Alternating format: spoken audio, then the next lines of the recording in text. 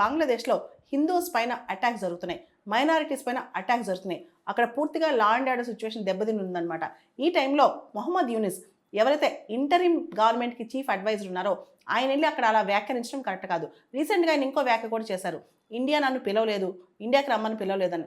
అసలు ఆయన డెమోక్రటిక్గా ఎలక్ట్ అయిన లీడరా? ఆయన బంగ్లాదేశ్లో ఏ విధంగా ఆయనకి లోకస్ స్టాండ్? ఆయన బంగ్లాదేశ్కి ఆయన ఎవరు?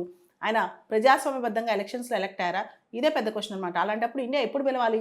ఇండియా ఎప్పుడైనా తన నైబర్హుడ్ ప్రజాస్వామ్యబద్ధంగా ఉండాలని కోరుకుంటుంది. బంగ్లాదేశ్లో ఆయన only chief advisor to interim government అనమాట. సో చాలామంది ఇండియా పొరుగు దేశాలు, ఇండియా చుట్టుపక్కల ఉన్న దేశాలు, ఈ దేశాలన్నీ కూడా చైనా కార్డ్ ప్లే చేస్తాయి ఇండియాకి వ్యతిరేకంగా.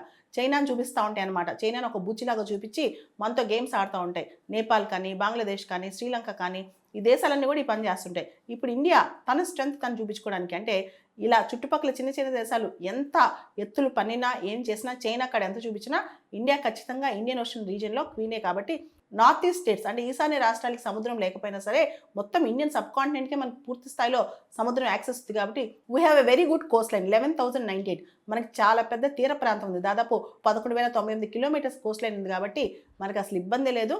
ఇంకా భూటాన్, నేపాల్ లాంటి దేశాలు మనపైన డిపెండ్ అవ్వాలి, కానీ మన నార్త్ ఈస్ట్ ఈశాన్య రాష్ట్రాలకు అసలు ఇబ్బంది లేదు. ఇన్ఫ్యాక్ట్ మన ఈశాన్య రాష్ట్రాలు ఇప్పుడు బాగా డెవలప్ అవుతున్నాయి. వాటి మీద గవర్నమెంట్ చాలా ఫోకస్ కూడా పెడుతుంది. దీని గురించి మొహమ్మద్ యూనిస్కి కామెంట్ చేయాల్సిన అవసరం కూడా అసలు లేదు.